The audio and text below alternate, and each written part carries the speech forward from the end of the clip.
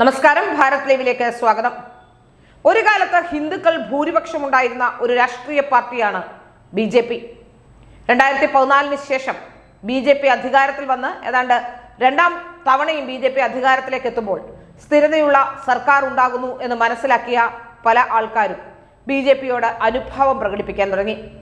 2025 എത്തുമ്പോൾ BJPക്കല്ലാതെ മറ്റൊരു രാഷ്ട്രീയ പാർട്ടിക്കും ഇനിയും ദേശീയ തലത്തിൽ ഒന്നും തന്നെ ചെയ്യാനില്ല എന്നും വളർന്നുകൊണ്ടിരിക്കുന്ന ഒരു രാഷ്ട്രീയ പാർട്ടി BJP ആണ് എന്ന തിരിച്ചറിവിന്റെയും അടിസ്ഥാനത്തിൽ പല ഭാഗ്യാന്വേഷികളും BJPയിലേക്ക് കൂടുകൂട്ടാൻ തയ്യാറായി രംഗത്ത് വന്നു. അങ്ങനെ കൂടുകൂട്ടാൻ തയ്യാറായി രംഗത്ത് വന്നതിൽ ഏറ്റവും പ്രമുഖരായിരുന്നത് ആദ്യം മുതൽ കൂടെ ഉണ്ടായിരുന്നത് SNDPയുടെ രാഷ്ട്രീയ പ്രസ്ഥാനമായ BDJS ആണ്. BDJSനെ കൊണ്ട് എന്തെങ്കിലും ഗുണം BJPക്ക് ഉണ്ടായോ, അല്ലെങ്കിൽ BJP കൊണ്ട് BDJS ഉണ്ടായോ എന്നൊക്കെയുള്ള കാര്യങ്ങൾ അവിടെ നിൽക്കട്ടെ. ഏതായാലും SNDPയെ കൊണ്ട് എക്കാലത്തും ഗുണമുണ്ടാക്കിക്കൊണ്ടിരുന്നത് CPM ആണ്. അത്ര വലിയ തകർച്ച CPMന് അവിടെ ഉണ്ടായിട്ടുമില്ല. അപ്പോഴാണ് നമുക്ക് മനസ്സിലാക്കാൻ സാധിക്കുന്നത് ചില നേതാക്കന്മാർക്കാണ് ഇതൊക്കെ ഗുണമുണ്ടായിട്ടുണ്ട് എന്നുള്ളത്. വെള്ളാപ്പള്ളിയെ സംബന്ധിച്ചിടത്തോളം വെള്ളാപ്പള്ളി ഇടതുപക്ഷത്തോടൊപ്പം നിൽക്കുകയും മകനെ BJPയിലേക്ക് അയക്കുകയും ചെയ്തത് നമ്മൾ പല ആവർത്തി ചർച്ച ചെയ്തതാണ്. ഏതാണ്ട് റിപ്പോർട്ടർ ചാനൽ കാണിക്കുന്ന അതേ തന്ത്രം, ഒരു ആളെ സംഖ്യ എന്ന ലേഖയിൽ അവതരിപ്പിക്കുക, ബാക്കിയുള്ളവരെയൊക്കെ ഇടതുപക്ഷക്കാരും കോൺഗ്രസ്സുകാരുമാക്കി മാറ്റുക. അപ്പോൾ ജേർണലിസ്റ്റുകളെ പല രീതിയിൽ അവരോധിച്ചുകൊണ്ട് ചർച്ച നടത്തുമ്പോൾ ഈ സാധാരണക്കാരായ ജനങ്ങൾ വിചാരിക്കും അവരൊക്കെ അവരുടെ ഇഷ്ടത്തിന് വേണ്ടി അല്ലെങ്കിൽ അവരുടെ താല്പര്യങ്ങൾക്ക് വേണ്ടി അവരുടെ നിലപാട് വ്യക്തമാക്കിക്കൊണ്ട് രാഷ്ട്രീയം പറയുന്നതാണ് എന്ന്. ഒരിക്കലുമല്ല. അത് ഒരു വലിയ ഒരു സെറ്റിട്ട് നടത്തുന്ന പരിപാടിയായിരുന്നു. അതുപോലെ തന്നെയാണ് വെള്ളാപ്പള്ളി നടേശൻ. കേരളത്തിൽ നിന്ന് വെള്ളാപ്പള്ളി നടേശൻ ഇടത് സർക്കാരിനെ കൊണ്ട് നേടാനുള്ള കാര്യങ്ങൾ നേടിയെടുക്കാനും ചില കേസുകളൊക്കെ കോടതിയിലുണ്ട്, നമുക്കറിയാം. കേന്ദ്രത്തിൽ നിന്നൊരു പ്രശ്നം ഉണ്ടാകാതിരിക്കാൻ മകനെയും അങ്ങോട്ടയച്ച് ഇത്തരത്തിലുള്ള നിലപാടുകൾ എന്ന് പറയാൻ കിട്ടിയില്ല, ഇത്തരത്തിലുള്ള നിലപാടില്ലായ്മ പ്രകടിപ്പിച്ചുകൊണ്ടിരിക്കുകയാണ്. അപ്പോൾ ഇപ്പം നമുക്ക് മനസ്സിലാക്കാൻ സാധിക്കുന്നത്, ഒരു കാലത്ത് പിണറായി വിജയനെ ആശുപത്രിയിൽ കൊണ്ടുപോവുകയും പരിചരിക്കുകയും ചെയ്തു എന്ന് പറഞ്ഞിരുന്ന ആളാണ് സാബു ജേക്കബ്. സാബു ജേക്കബ് വലിയ ഭീഷണിയൊക്കെ മുഴക്കിയിരുന്നു. പിണറായി വിജയന്റെ എല്ലാ ഉടായ്പകളും തനിക്കറിയാം, എല്ലാ കാര്യങ്ങളും അറിയാം, എല്ലാം തുറന്നു പറഞ്ഞാൽ വലിയ ബുദ്ധിമുട്ടാകുമെന്നൊക്കെ. പക്ഷെ സാബു ജേക്കബ് ഒന്നും പറഞ്ഞില്ല. എന്ന് മാത്രമല്ല, CPMന് ഏറ്റവും കൂടുതൽ പണം നൽകുന്ന അല്ലെങ്കിൽ ഡൊണേഷൻ നൽകുന്ന പ്രസ്ഥാനമായി കിറ്റെക്സ് മാറുകയും ചെയ്തു എന്നുള്ളത് നമ്മൾ കണ്ടതാണ്. ഏതായാലും സാബു ജേക്കബിന് BJP ഇല്ലാതെ ഇനിയൊന്നും ചെയ്യാൻ കഴിയില്ല. കാരണം പല സംസ്ഥാനങ്ങളിലും ബിസിനസ് നടത്തേണ്ടതുണ്ട്, പല സംസ്ഥാനങ്ങളും മറ്റു കാര്യങ്ങളുമൊക്കെ സാബു ജേക്കബിന് നടത്തേണ്ടതുണ്ട്. ഏതായാലും സാബു ജേക്കബിന്റെ പാർട്ടിയായ 2020 ഇപ്പോൾ BJPയിലേക്ക് വന്നിരിക്കുന്നുവെന്ന്, NDAയിലേക്ക് വന്നിരിക്കുന്നുവെന്ന് പറയപ്പെടുന്നു. BJPയിലേക്കല്ല, NDAയിലേക്ക് വന്നിരിക്കുന്നുവെന്ന് പറയപ്പെടുന്നു. ഏതായാലും സാബു ജേക്കബും എത്ര പേരുമുണ്ട് എന്നറിയില്ല. കാരണം നമുക്കറിയാമല്ലോ, സാധാരണഗതിയിൽ മെമ്പർഷിപ്പുള്ള രാഷ്ട്രീയ പ്രസ്ഥാനമൊന്നും അല്ലല്ലോ. അതുകൊണ്ട് എത്ര പേർ വന്നു എന്നറിയില്ല, എത്ര പേർ പോയി എന്നറിയില്ല. ഏതായാലും ഇപ്പം മനസ്സിലാക്കാൻ സാധിക്കുന്നത്, ഈ സാബു ജേക്കബിന്റെ 2020യിൽ നിന്നുള്ള പലരും വിയോജിപ്പ് വ്യക്തമാക്കിക്കൊണ്ട് വിട്ടുപോയിരിക്കുന്നു എന്നുള്ളതാണ്. പാർട്ടിയിൽ ചർച്ച ചെയ്യാതെയാണ് സാബു ജേക്കബ് ഇങ്ങനെ ഒരു തീരുമാനമെടുത്തത് എന്നാണ് പറയുന്നത്. പ്രത്യേകിച്ച് ജനപ്രതിനിധികൾ പോലും അറിഞ്ഞില്ല, മുതിർന്ന നേതാക്കൾ അറിഞ്ഞില്ല എന്ന ഗുരുതരമായ ആരോപണമൊക്കെ അവർ മുന്നോട്ട് വെക്കുന്നുണ്ട്. ഏതായാലും NDA പ്രവേശനത്തിന് പിന്നാലെ 2020യിൽ ഒരു വിഭാഗത്തിന് കടുത്ത അതൃപ്തിയാണ് എന്ന വാർത്ത വരികയാണ്. ഈ ഒരു വിഭാഗം നേതാക്കന്മാരും പ്രവർത്തകരും പാർട്ടി വിടാൻ തീരുമാനിച്ചു കഴിഞ്ഞിരിക്കുന്നു. NDA പ്രവേശനത്തിൽ പ്രതിഷേധിച്ച വടവുകോട് മുൻ പഞ്ചായത്ത് പ്രസിഡന്റ് റസീന പരീദ്, ഐക്യനാട് പഞ്ചായത്ത് മുൻ അംഗം ജിൽ മാവേലി, മഴുവന്നൂർ 2020 കോർഡിനേറ്റർ രഞ്ജു പുളിഞ്ചോടൻ എന്നിവർ പാർട്ടി വിട്ടു. ഇവരെല്ലാം കോൺഗ്രസിൽ ചേർന്നു എന്നാണ് മനസ്സിലാക്കാൻ സാധിക്കുന്നത്. ഏതായാലും 2020യിൽ നിന്നുള്ളവരെ ക്യാൻവാസ് ചെയ്ത് ഇപ്പോൾ ഇടതിലും വലതിലും ഒക്കെ ചേർക്കാനുള്ള ശ്രമമാണ് ഇവർ നടത്തുന്നത്. കോൺഗ്രസും CPMും ഒക്കെ സജീവമായി രംഗത്തുണ്ട് എന്നാണ് മനസ്സിലാക്കാൻ സാധിക്കുന്നത്. നമുക്കറിയാം, ഒരു കാലത്ത് നമ്മളൊക്കെ ഒരു ആശയധാരയിൽ വിശ്വസിച്ചുകൊണ്ടാണ് രാഷ്ട്രീയ പ്രവർത്തനം നടത്തിയിരുന്നുവെങ്കിൽ ഇന്ന് ആമാശയമാണ് എല്ലാവരുടെയും പ്രശ്നം. അതുകൊണ്ടാണ് ഒരു മിനിറ്റിന് പാർട്ടി മാറാൻ കഴിയുന്ന കാര്യത്തിൽ ഒരു സംശയവുമില്ല. ഏതാണ്ട് ഒരുപാട് വർഷങ്ങൾ നമുക്കറിയാം, BJPയെ സംബന്ധിച്ചിടത്തോളം ഒന്നുമല്ലാതിരുന്ന കാലത്ത് BJPയോടൊപ്പം പ്രവർത്തിച്ച നിരവധി പ്രവർത്തകർ ഇന്നുമുണ്ട്. അവരിന്നും പ്രവർത്തകരായി തന്നെ തുടരുകയാണ്. അതിൽ നേതാക്കന്മാരാക്കാൻ പറ്റിയ പലരും ഉണ്ടായിട്ടും അവരെ ഒന്നും വളർത്തിയെടുക്കാതെ മറ്റു പല പാർട്ടികളിൽ നിന്നും ആൾക്കാരെ കൊണ്ടുവന്ന് രാഷ്ട്രീയ പ്രവർത്തനം എന്ന പേരിൽ അല്ലെങ്കിൽ കൂടുതൽ ആൾക്കാരെ ചേർക്കുന്നു എന്ന ഇമേജ് ഉണ്ടാക്കിക്കൊണ്ട്, വലിയ സംഭവങ്ങളിലൂടെ ഉണ്ടാക്കുന്നു എന്ന് പറഞ്ഞുകൊണ്ട് ഒരു വലിയ ഇമേജ് ഉണ്ടാക്കിക്കൊണ്ട് നിരവധി പേരെ ചേർത്തുകൊണ്ടിരിക്കുന്നുണ്ട്. ഏതായാലും എന്തൊക്കെ ഇമേജ് ഉണ്ടാക്കിയാലും കഴിഞ്ഞ തെരഞ്ഞെടുപ്പിനേക്കാൾ 4% വോട്ട് പെർസെന്റേജ് കുറഞ്ഞിരിക്കുന്നു എന്ന കാര്യത്തിൽ സംശയമൊന്നുമില്ല. ഉപരിപ്ലവമായ വിപ്ലവങ്ങൾ അല്ലെങ്കിൽ ഉപരിപ്ലവമായ മാറ്റങ്ങൾ, ഈ മാറ്റങ്ങളെല്ലാം തന്നെ മാറ്റങ്ങളായി തന്നെ നിലനിൽക്കണമെന്നുമില്ല.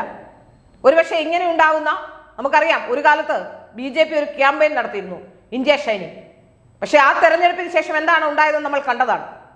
അതുകൊണ്ട് തന്നെയാണ് പറയുന്നത്, താഴെത്തട്ടിലെ പ്രവർത്തകരെയും താഴെത്തട്ടിലുണ്ടായിരുന്ന പ്രവർത്തകരെയും അണികളെയും ഒക്കെ കാണാതെ ഇങ്ങനെ അപ്പ കാണുന്നവനെ അപ്പ എന്ന് വിളിക്കുന്നത് കൊണ്ട് മുന്നോട്ട് പോകുന്നത് അത്ര നല്ല ഭൂഷണം ആകില്ല എന്ന കാര്യത്തിൽ യാതൊരു സംശയമില്ല. താഴെത്തട്ടിലുള്ള പല അണികളും അസ്വസ്ഥരാണ് എന്ന് നമുക്കൊക്കെ അറിയാവുന്ന കാര്യമാണ്. നമ്മളുമൊക്കെ ഈ പ്രസ്ഥാനത്തിന്റെ ഭാഗമായൊക്കെ ഇരിക്കുന്നതുകൊണ്ട് പലരും വന്ന് നമ്മളോട് ഈ കാര്യങ്ങളൊക്കെ പറയാറുണ്ട്. അതുകൊണ്ട് തന്നെ താഴെത്തട്ടിലേക്ക് പ്രവർത്തനം എത്തുന്നുണ്ടോ, താഴെത്തട്ടിലെ പ്രവർത്തകരെ വേണ്ട രീതിയിൽ പരിഗണിക്കുന്നുണ്ടോ, പഴയകാല പ്രവർത്തകരെ പരിഗണിക്കുന്നുണ്ടോ എന്നൊക്കെ പാർട്ടി ആത്മവിശകലനം നടത്തുന്ന സമയം കൂടിയാണ്. ഈ വരുന്ന തിരഞ്ഞെടുപ്പിൽ ഏതായാലും 2020 വന്നതിന്റെ ഗുണം എന്താണെന്ന് നമുക്ക് മനസ്സിലാക്കാൻ സാധിക്കും. ഇതുപോലെ കൊട്ടിഘോഷിച്ചാണ് BDJS ഇങ്ങോട്ട് എത്തിയത്. BDJS എത്തിയ ശേഷം ആർക്കാണ് ഗുണമുണ്ടായതെന്ന് ചോദിച്ചാൽ വെള്ളാപ്പള്ളിയുടെ മകനാണ്. അല്ലാതെ വെള്ളാപ്പള്ളിയുടെ മകന് പ്രധാനമന്ത്രിയെ കാണാനും അത്തരം കാര്യങ്ങൾ പ്രധാനമന്ത്രിയോടൊപ്പം വേദി പങ്കിടാനും മറ്റു ചില കാര്യങ്ങളുമൊക്കെ നടന്നിട്ടുണ്ട്. അതുപോലെ തന്നെയാണ് ഇപ്പോൾ സാബു ജേക്കബിനും സംഭവിക്കാൻ പോകുന്നതെന്നാണ് എനിക്ക് മനസ്സിലാക്കാൻ സാധിച്ചിട്ടുള്ളത്. സാബു ജേക്കബ് എത്ര അണികളെയും കൊണ്ടാണ് വന്നത്, അത് പാർട്ടിക്ക് ഗുണം ചെയ്യുമോ എന്നൊക്കെ പാർട്ടി വിശകലനം ചെയ്യേണ്ട സമയം കഴിഞ്ഞിരിക്കുന്നു. ഇനി പാർട്ടി മുന്നോട്ട് പോകട്ടെ. വരുന്ന തെരഞ്ഞെടുപ്പിൽ സാബു ജേക്കബിന്റെ സാന്നിധ്യം എന്തായിരുന്നു, NDAയിലുണ്ടാക്കിയ മാറ്റം എന്തായിരുന്നു എന്ന് നമുക്കറിയാം. കേരളത്തിലെ BJPക്ക് ജൈവികമായ വളർച്ച എല്ലാ കാലത്തുമുണ്ട്. അത് ഇന്നും ഇന്നലെയും തുടങ്ങിയതല്ല. കേരളത്തിലെ BJP 20% വോട്ട് പെർസെന്റേജ് എത്തിയത് എല്ലാ കാലഘട്ടത്തിലും ഉണ്ടായ ജൈവികമായ വളർച്ചയിലാണ്. ഒരിക്കലും ജൈവിക വളർച്ചയ്ക്ക് അപ്പുറമുള്ള വലിയ ഒരു മാറ്റത്തിലേക്ക് ഇന്ന് വരെ BJP പോയിട്ടുമില്ല. എന്നാൽ ആ ജൈവികമായ വളർച്ച പോലും ഇത്തവണത്തെ തെരഞ്ഞെടുപ്പിനോടനുബന്ധിച്ച് ഉണ്ടായില്ല എന്നാണ് എനിക്ക് മനസ്സിലാക്കാൻ സാധിക്കുന്നത്. തിരുവനന്തപുരം കോർപ്പറേഷൻ കിട്ടി എന്നുള്ളത് കൊണ്ട് മാത്രം പിടിച്ചു നിൽക്കാൻ കഴിയുന്നു എന്നുള്ളത് മാത്രമാണെന്നാണ് മനസ്സിലാക്കാൻ സാധിക്കുന്നത്. ഏതായാലും സ്വന്തം ആശയത്തിൽ ഉറച്ചു നിന്ന സ്വന്തം അണികളെ കാണാതെ, അണികളെ വളർത്തിയെടുക്കാതെ ഇന്നോളം ചെയ്തുകൊണ്ടിരിക്കുന്നത് മറ്റു പാർട്ടികളിൽ നിന്ന് വരുന്നവരെ അവർക്ക് വലിയ അർഹമായ പരിഗണനയൊക്കെ കൊടുത്ത് അവരെ കൊണ്ടു നടക്കുന്ന കാഴ്ചയാണ്. ആ വരുന്നവർ എങ്ങനെയാണ് ഒന്നുകിൽ അസംതൃപ്തരായവർ, അല്ലെങ്കിൽ ആ പാർട്ടിയിൽ എന്തെങ്കിലും പ്രശ്നമുള്ളവരൊക്കെയാണ് ഈ പാർട്ടിയിലേക്ക് വരുന്നത്.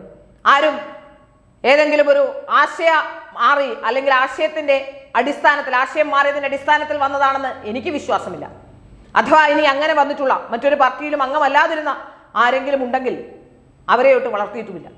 ഒരുപാട് IAS ഓഫീസർമാരൊക്കെ BJPയിലേക്ക് എത്തിച്ചേർന്നിട്ടുണ്ട്. അവരൊക്കെ ഇന്ന് എവിടെയാണ് എന്ന് നമുക്ക് തന്നെ അറിയാം. ഇപ്പോൾ ശ്രീലേഖയുടെ കാര്യത്തിലാണെങ്കിലും ഏതാണ്ട് ശ്രീലേഖയെ കൊണ്ടൊന്നും ശരിയാണ്, ആദ്യത്തെ തെരഞ്ഞെടുപ്പാണ്. ഒരുപക്ഷെ ആ തെരഞ്ഞെടുപ്പിൽ ഏറ്റവും നല്ലൊരു തീരുമാനം എന്ന രീതിയിൽ, നഗരസഭ പിടിക്കാനുള്ള ഒരു തീരുമാനം എന്ന രീതിയിൽ ചെയ്തതൊക്കെ ശരിയാണ് എന്ന് നമുക്ക് കരുതാം. പക്ഷേ എങ്കിലും അർഹമായ പരിഗണന അവർക്ക് കൊടുക്കേണ്ടതായിരുന്നു എന്ന കാര്യത്തിൽ സംശയമൊന്നുമില്ല. സത്യത്തിൽ അവരെ തെരഞ്ഞെടുപ്പിന് മത്സരിപ്പിക്കാതെ ഇപ്പോൾ വനിതാ കമ്മീഷന്റെ അഡ്വൈസറി ബോർഡിലൊക്കെ ഇവിടെ ചില നേതാക്കന്മാരുടെ ഭാര്യമാരെയൊക്കെ ആക്കിയിട്ടുണ്ട്. അപ്പൊ അത്തരത്തിലുള്ള ബോർഡുകളിലൊക്കെ ഒരുപക്ഷെ വനിതാ കമ്മീഷനിൽ ഏതെങ്കിലും നല്ല സ്ഥാനത്തേക്ക് അവരെ അവരോധിക്കാമായിരുന്നു. കാരണം ആദ്യത്തെ വനിതാ IPS ഓഫീസറാണ്. കോടതിയിൽ പോലും പോകാത്ത ചില അഭിഭാഷകരെയൊക്കെ ഇപ്പോൾ വനിതാ കമ്മീഷന്റെ അഡ്വൈസറി ബോർഡിലൊക്കെ ആക്കി വിട്ടിട്ടുണ്ട്. നമുക്ക് മനസ്സിലാക്കാൻ സാധിക്കുന്നത് ഇത് ഞാനും അപ്പനും സുഭദ്രയും ചേർന്നുള്ള ഒരു കളിക്കപ്പുറം, അല്ലെങ്കിൽ പുറത്തുനിന്ന് വരുന്നവർ വന്നോട്ടെ, കാരണം പുറത്തുനിന്ന് വരുന്നവർ വലിയ ബാധ്യതയല്ല. എപ്പോഴും ഒരു രാഷ്ട്രീയ പ്രസ്ഥാനത്തെ സംബന്ധിച്ചിടത്തോളം അവിടെ പ്രത്യേകിച്ച് RSS BJP പോലുള്ള RSS ഒക്കെ ബാക്കപ്പ് ചെയ്യുന്ന അല്ലെങ്കിൽ RSSന്റെ സംഘപരിവാർ സംഘടനകളുടെ ഭാഗമായി നിൽക്കുന്ന ചില സംഘടനകളെ സംബന്ധിച്ചിടത്തോളം അധികം RSSുമായി ബന്ധമില്ലാത്തവർ വരുന്നവരാണ് BJP നേതാക്കന്മാർക്ക് നല്ലത്. കാരണം എന്തെങ്കിലും ഉണ്ടെങ്കിൽ അറിയില്ലല്ലോ. പലപ്പോഴും എടുക്കുന്ന തീരുമാനം അങ്ങനെ. ഇപ്പം ജനൻ TV ഉണ്ടാക്കിയപ്പോഴും അങ്ങനെ തന്നെയായിരുന്നു. പുറത്തു നിന്നുള്ളവരെ എടുക്കുക, അപ്പോൾ അകത്ത് നടക്കുന്ന കാര്യങ്ങൾ അവർക്ക് വലിയ വ്യക്തത ഉണ്ടാവില്ല. ഇനി വ്യക്തത ഉണ്ടായാൽ തന്നെ ആരോട് പറയണം, എന്ത് ചെയ്യണമെന്ന് അറിയില്ല.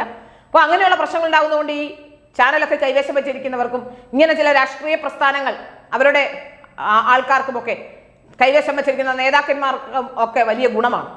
അതുകൊണ്ടാണ് അകത്തുള്ള കഴിവുള്ളവരെ പ്രോത്സാഹിപ്പിക്കാതെ, അകത്തുള്ള കഴിവും കാര്യപ്രാപ്തിയുമുള്ളവരെ കണ്ടെത്താതെ പുറത്തു നിന്നുള്ളവരെ ഇങ്ങനെ ഹയർ ചെയ്ത് കൊണ്ടുവന്നുകൊണ്ട് പ്രവർത്തനം നടത്തുന്നത്. ഏതായാലും എല്ലാം നല്ലതിനാവട്ടെ എന്ന് ആശംസിക്കുന്നു. വരുന്ന തെരഞ്ഞെടുപ്പിൽ സാബു ജേക്കബിന് മാത്രമാണ് NDAയിലെത്തിയത് കൊണ്ട് ഗുണമുണ്ടാകുന്നതെന്ന് പറയിപ്പിക്കാൻ ഇടവരാതിരിക്കട്ടെ.